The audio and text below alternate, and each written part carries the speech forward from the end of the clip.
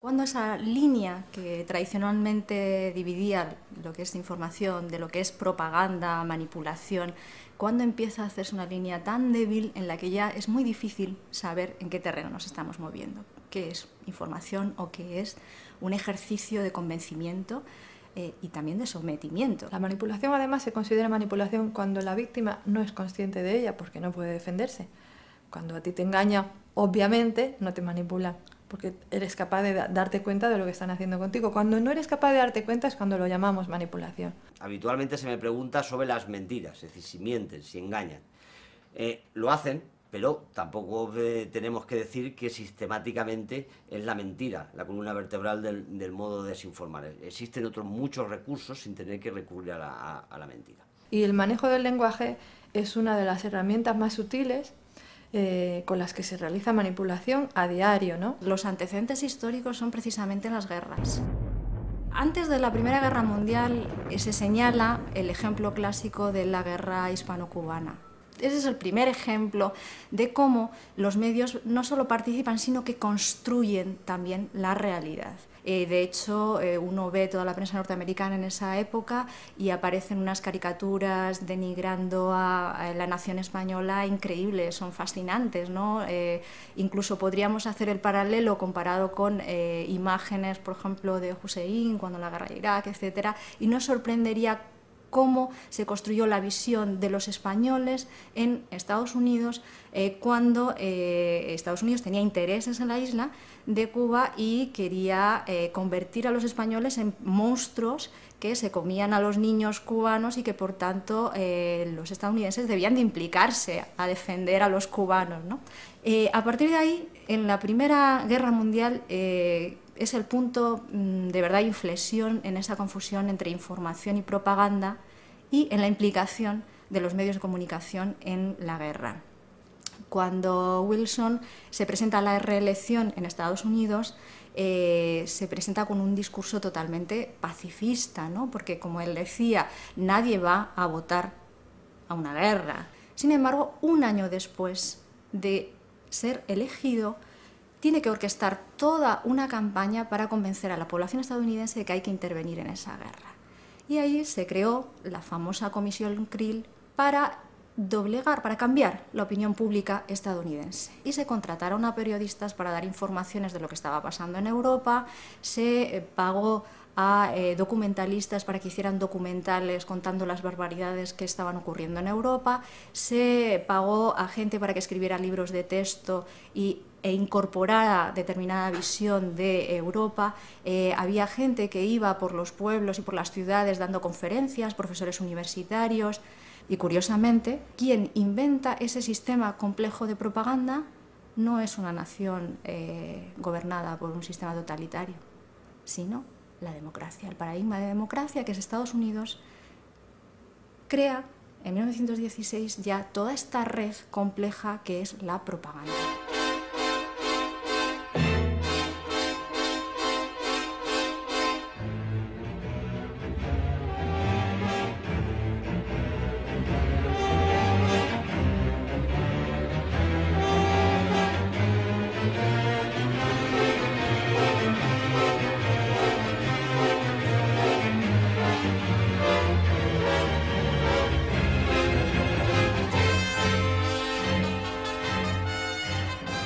Pero lo curioso no es que en tiempos de guerra los medios de comunicación se subordinen a los intereses de los estados o participen también construyendo quién es el enemigo, quiénes son los amigos y favoreciendo que la gente apoye un enfrentamiento o una intervención. Lo curioso no es eso. En tiempos de guerra todo el mundo sabe que se ponen a servicio todos, ¿no?, el patriotismo. Lo curioso es que todo eso se prolonga en tiempos de paz.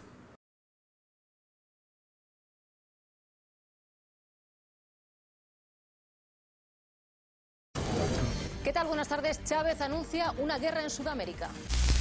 Saluda satisfecho tras el triunfo que le puede perpetuar en el poder. Globovisión, la única cadena privada que le planta cara por ahora, porque el proyecto del presidente es que solo quede una voz, la suya. You are a donkey, Mr. Danger. Hugo Chávez, el Joyas de Maracaibo. 10 años en el poder no son nada, al menos para Hugo Chávez, que por fin ha conseguido el permiso de los venezolanos para ser reelegido presidente una y otra vez. Hugo Chávez, el presidente de Venezuela, ayudó a la banda terrorista ETA y a las FARC colombianas. Chávez ha ordenado el cierre definitivo del canal Radio Caracas Televisión. Profesores y materias, tanto en universidades como en colegios, tanto públicos como privados, van a estar bajo el control del gobierno chavista. 34 emisoras que cierran por decisión del gobierno de Chávez. Más de 200 medios de comunicación están en el punto de mira. Usted, presidente, creo que es un populista, pero totalitario. Está previsto que miles de estudiantes vuelvan a manifestarse hoy en la calle. El libre pensamiento muere en Venezuela. Los efectos que ha causado la prensa en la opinión pública española con respecto a lo que está ocurriendo en este momento en Latinoamérica son absolutamente devastadores. O sea, ha llegado un momento en que cualquier conversación sobre Latinoamérica se está volviendo prácticamente imposible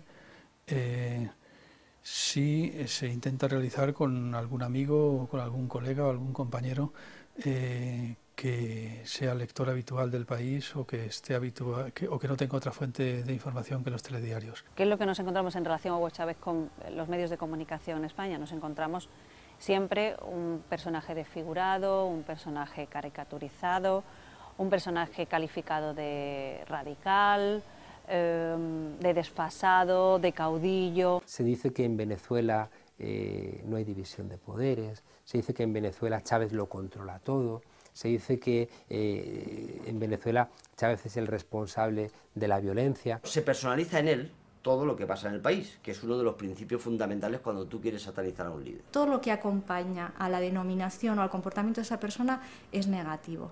Es una forma de criminalización. Un titular del País decía: Chávez contra todos, una figura individual que se opone a la mayoría.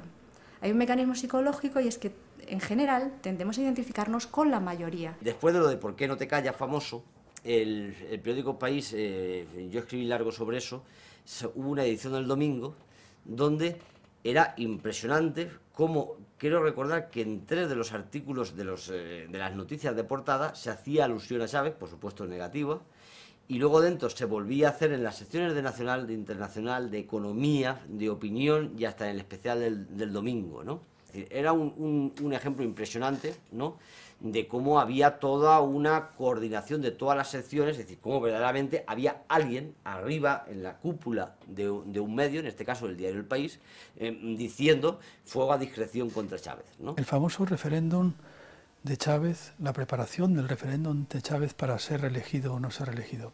Esa reforma constitucional que además luego resultó que perdió, precisamente. Yo, de hecho, en esos días en los que la prensa estaba constantemente informando sobre el tema, en la universidad estuve hablando con 2 compañeros míos, ambos doctores, ambos funcionarios, ambos profesores de universidad, y los 2 estaban convencidos de que si Chávez ganaba esa reforma constitucional, nunca más tendría que haber elecciones en Venezuela, puesto que Chávez habría sido reelegido eternamente, hasta que se muriera como presidente de Venezuela. Pero bueno, lo grave es que esas personas son personas de alto nivel cultural y sencillamente entienden lo que hay que entender. Si son capaces de entender a Heidegger, serán capaces de entender un telediario. Es decir, ¿qué estarán contando los telediarios para que personas tan cultas hayan entendido lo que entendieron estas personas? Suspender las exportaciones de petróleo, porque todo vale para lograr el sí a una reforma constitucional que permitirá a Chávez perpetuarse en el poder. Chávez lo único que quería era tener las mismas restricciones que Zapatero. Zapatero se puede presentar a las elecciones tantas veces como quiera. Es exactamente lo único que estaba en juego en la famosa reelección de Chávez. Se le presenta como bufón y como ridículo, ¿no?, por determinadas anécdotas o determinados comportamientos. En un Aló Presidente, de esos programas semanales que tiene, pues se puede poner el fragmento de Cantar una ranchera, pero no en el que relata y explica la inauguración de decenas de centros de salud. Buenas noches, señor Chávez. ¿Por qué no dice nada últimamente, ninguna chorrada? ¿Qué le pasa? El médico me ha dicho que no hable.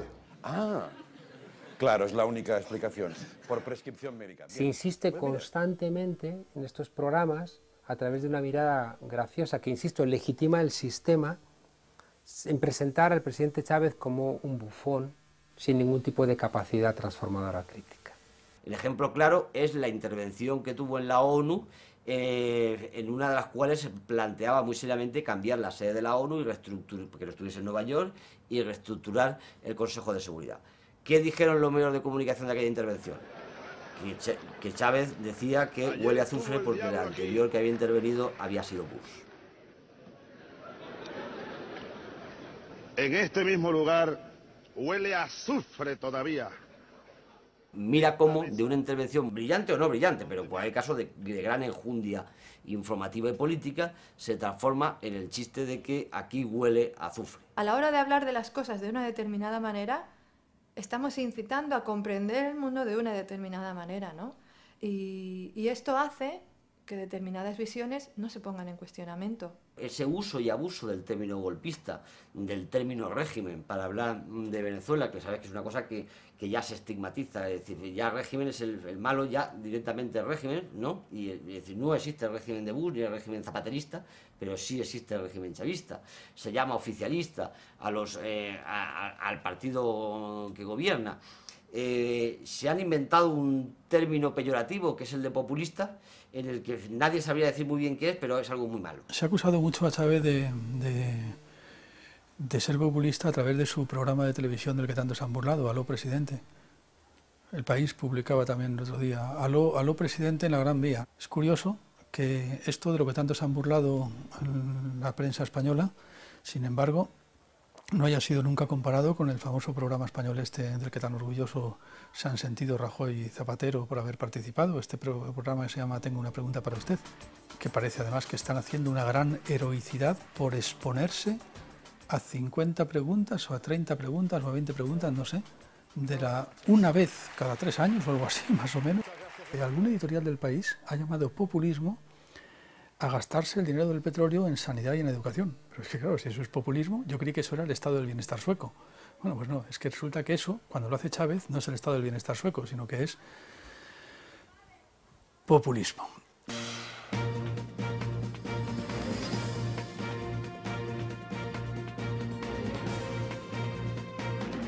Cualquiera que estuviese leyendo la información sobre Venezuela llevaría años pensando que ya se ha cerrado, que se va a cerrar mañana la última resistencia, la última medio resistente a Chávez, ¿no?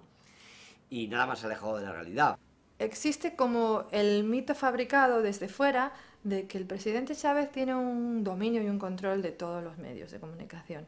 Y el presidente Chávez ha ganado elecciones con un respaldo electoral de más del 60%, teniendo en contra a la práctica totalidad de los medios de comunicación. El 80% de la televisión que se puede ver fácilmente en Venezuela es televisión privada tan radicalmente antichavista que en España probablemente no permitiríamos una actitud semejante con respecto a nuestro presidente del gobierno o a nuestro jefe de Estado, el rey. En este momento, por ejemplo, en prensa escrita, los dos principales periódicos, El Nacional y Universal, son opositores a Chávez. Los semanarios también, y yo creo que en prensa escrita los que apoyan al gobierno son mínimos, ¿no? Y poco consolidados. Los medios de comunicación en Venezuela se han convertido en el principal partido de la oposición una vez que los partidos políticos tradicionales no funcionan y una vez que fracasaron los intentos de construir un sujeto alternativo. Los estudiantes, la iglesia, las mujeres. El único que queda en pie son los medios de comunicación como empresas. Lo prometió y lo cumplió. A las 11:59 de la noche del domingo 27 de mayo dejaba de emitir en Venezuela el canal privado más antiguo del país. La caducidad de la licencia de Radio Caracas Televisión es un asunto que afecta a cómo un país entiende el uso de los medios y el uso de un bien público que es el espectro radioeléctrico. Radio Caracas Televisión nunca dejó de emitir, porque siguió emitiendo por cable y por internet y por otras vías. ¿Qué dejó de hacer? Dejó de explotar el uso del espectro radioeléctrico para hacer negocio. Esto fue lo que dejó de hacer. Trabajadores de RCTV, lágrimas en sus rostros y una pantalla negro en los televisores de millones de hogares venezolanos. La licencia no es una herencia para toda la vida. La licencia es una concesión condicionada. ¿Condicionada a qué? A que tú utilices eso para lo que lo tienes que utilizar. ¿Para qué lo puedes utilizar? Te vamos a permitir que con eso hagas negocio. ¿Nos parece? Ni bien ni mal, allá tú. Si haces negocio, pues bien. Está consentido que hagas negocio. Lo que no está consentido es, una vez más, lo que hablamos en tantas ocasiones, y es que utilices eso, por ejemplo, para destruir la convivencia colectiva, ¿no? No puedes utilizar eso, por ejemplo, para animar a golpes de Estado. RCTV había sido una cadena que había participado de forma activa, quizás había sido la más beligerante de todas. Bueno, la verdad es que Globovisión tampoco le fue a la zaga, ni tampoco Venevisión en esos momentos, la cadena de Cisneros. Pero RCTV fue quizás la más virulenta, la más activamente comprometida con el golpe de Estado. Hay un momento histórico en el caso venezolano de antología de la infamia, que es el golpe del 11 de abril del 2002. Fue un golpe de Estado organizado muy directamente por los medios de comunicación. Es decir, no es que los medios de comunicación apoyaran el golpe, sino que los medios de comunicación participaron directamente en la organización del golpe. Es más, probablemente la infraestructura misma del golpe partió de los medios de comunicación venezolanos. La división del país fomentada por el gobierno nacional desencadenó que en Caracas se produjera una masacre. El resguardo policial se triplicó, pero las armas de los círculos bolivarianos eran más potentes. Disparando escondidos contra los manifestantes que venían en forma pacífica.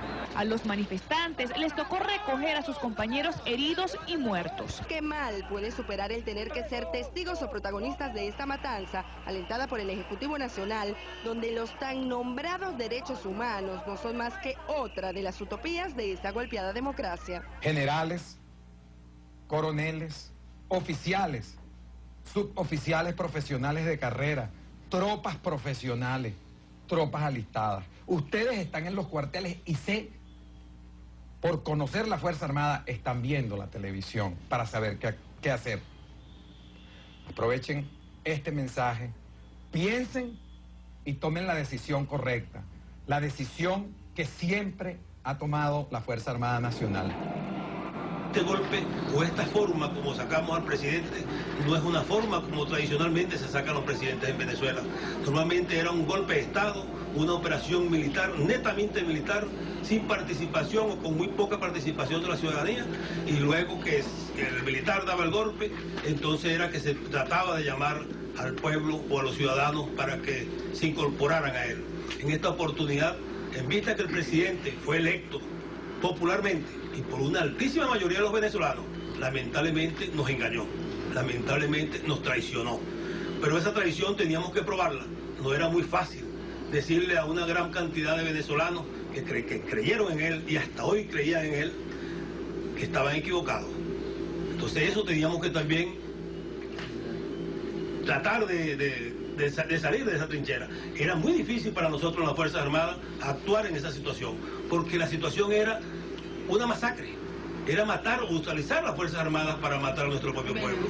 Y eso es que los propios golpistas salieron en televisión y lo primero que dijeron en el momento en que el golpe de Estado había triunfado fue: este golpe de Estado no habría sido posible sin la ayuda de los medios de comunicación, y dijeron textualmente: gracias Venevisión, gracias RCTV, gracias Globovisión. Gracias Venevisión, gracias RCTV. Yo voy a decir una cosa, y nosotros tenemos que decir, tanto Venevisión como RCTV, gracias Televen, gracias CMT, gracias Globovisión, gracias medios de comunicación. Lo oyeron todos los venezolanos y lo oyó el mundo entero a través de la televisión, es decir, que aquí no hay ninguna interpretación posible. La prensa participó directamente en el golpe de Estado, con la complicidad, por supuesto, de la prensa europea y fundamentalmente de la prensa española.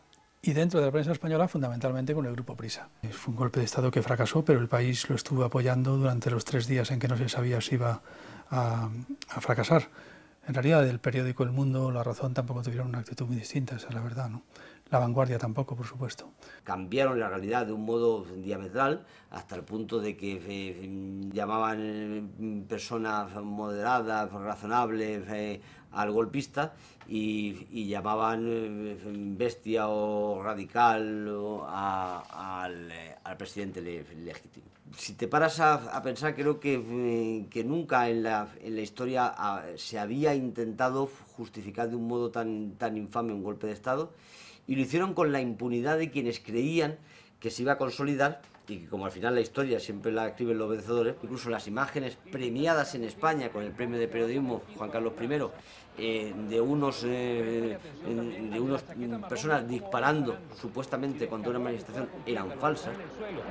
Disparando escondidos contra los manifestantes que venían en forma pacífica para no ser percibidos. Miren a este, cómo le descargó la pistola sobre los manifestantes que en una forma pacífica, con la franela del MBR, fíjense ustedes, ahorita presten atención, miren esta cámara lenta, miren, la franela del MBR, este señor del chaleco negro, cómo dispara, cómo vacía la pistola, la franela del MBR, este señor ha disparado contra los manifestantes que venían en forma pacífica. Este vídeo fue montado en los estudios de Venevisión y fue efectivamente algo así como la presentación de motivos para el golpe de Estado ante todo el mundo entero. Dijo cosas que no eran verdad porque no se había visto por completo la escena de los acontecimientos que estaba relatando, ¿no? Es decir, lo que llamamos en audiovisual, que nos dio el plano pero no nos dio el contraplano. Nos enseñó cómo unas personas disparaban hacia un sitio, nos decía que en ese sitio estaban los ciudadanos contrarios a Chávez y resulta que en ese sitio estaba un tanque.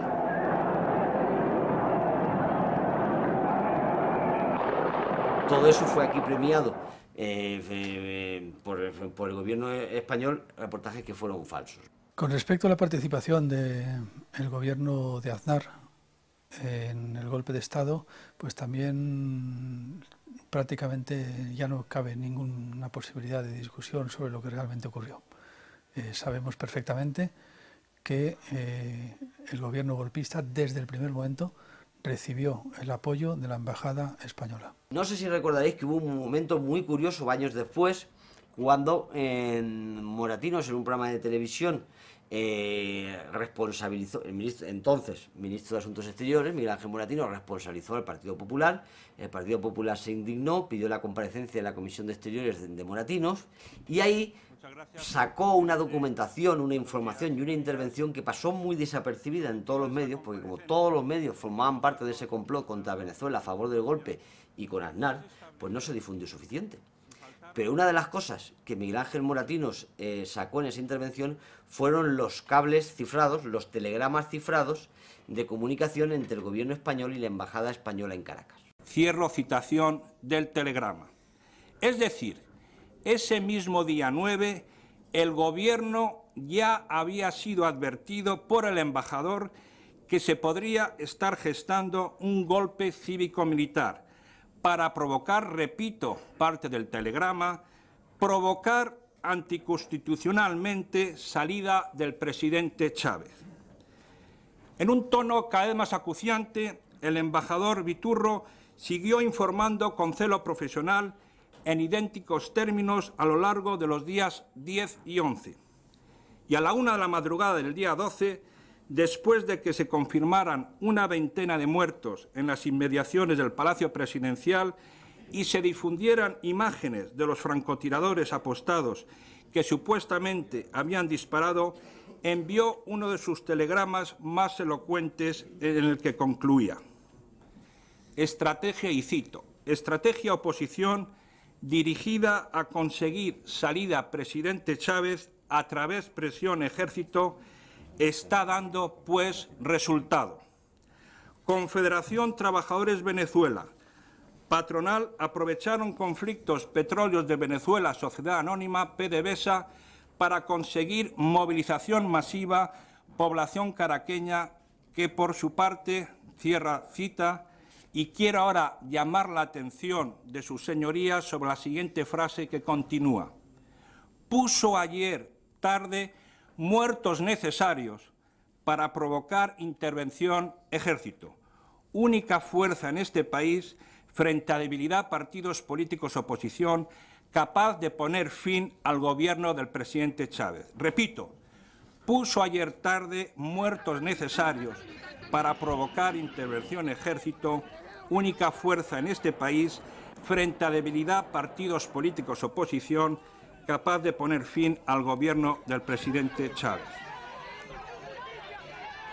El anterior gobierno interpretó públicamente lo que estaba sucediendo en Venezuela, es decir, el golpe de Estado, como un vacío de poder, para que pudiese encajar en las previsiones del artículo 350 de la Constitución venezolana y transformar un golpe de Estado malo en un traspaso de poderes provisional bueno, dentro de los marcos legales constitucionales, tras lo cual el régimen golpista de Carmona podría ser reconocido internacionalmente.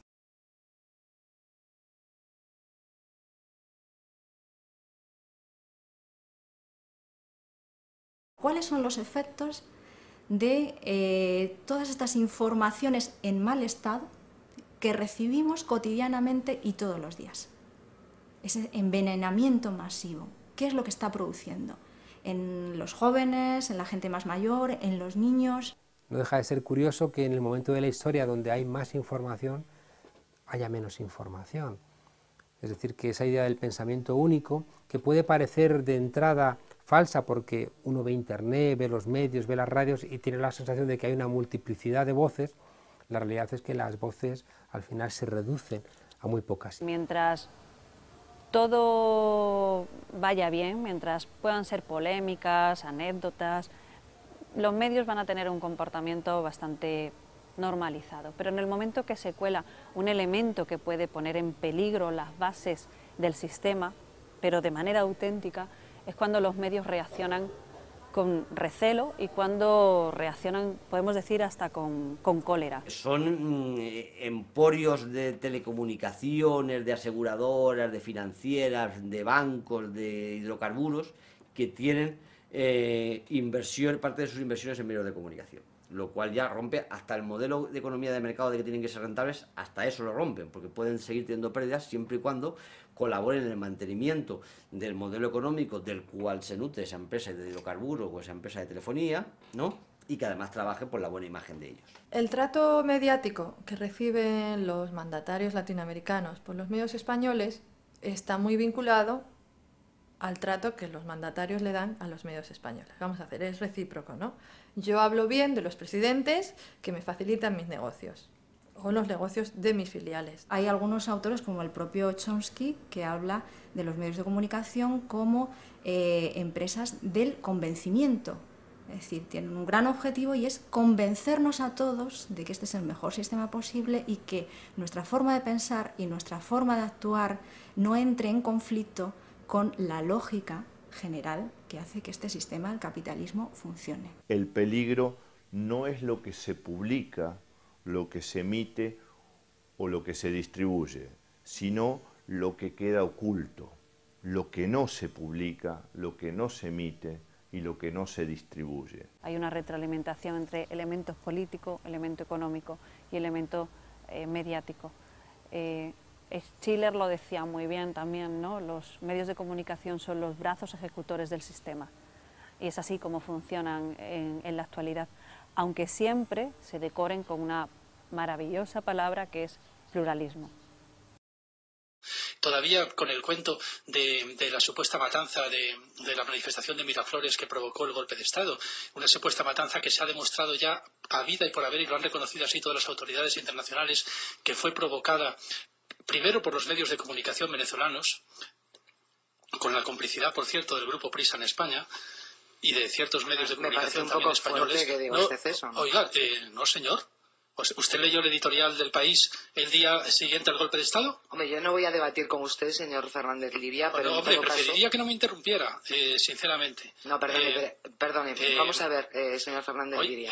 ¿Quiere usted que leamos?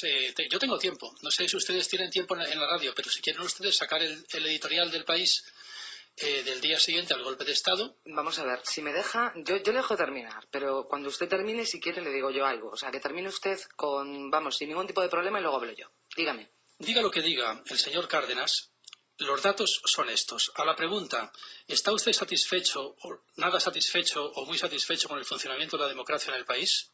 Resulta que en Venezuela, la respuesta muy satisfecho es de 59 puntos, mientras que la media de Latinoamérica es del 37. Venezuela saca 22 puntos a la media de los estados latinoamericanos en satisfacción con la democracia. En satisfacción con el funcionamiento de los partidos políticos supuestamente prohibidos, como ha sugerido en no sé qué deje de voz el señor Cárdenas en su intervención, en la confianza en los partidos políticos, según el Latino Barómetro, que no está hecho por venezolanos, sino en principio por una ONG chilena, como digo, apoyada por todos los organismos internacionales más importantes en Latinoamérica, entre otras cosas la Organización de Estados Americanos, se me reconocerá esto, la confianza en los partidos políticos es de un 36%, mientras que la media en América Latina es de un 20%. Es decir, son 16 puntos que Venezuela saca en confianza democrática al resto de países latinoamericanos. ¿Por qué en los medios del Grupo Prisa aparece constantemente tildado de dictador el presidente Hugo Chávez? Señor Fernández Liria, le agradezco mucho que haya estado con nosotros. Pues gracias por acercarse a la emisora de la cadena SER en Ávila. Un saludo. Pero no se vaya No, sí se va. O sea, sí se va porque obviamente el señor Fernández Liria no quiere debatir sobre Venezuela y desde luego le hemos invitado para eso y no para otras cosas.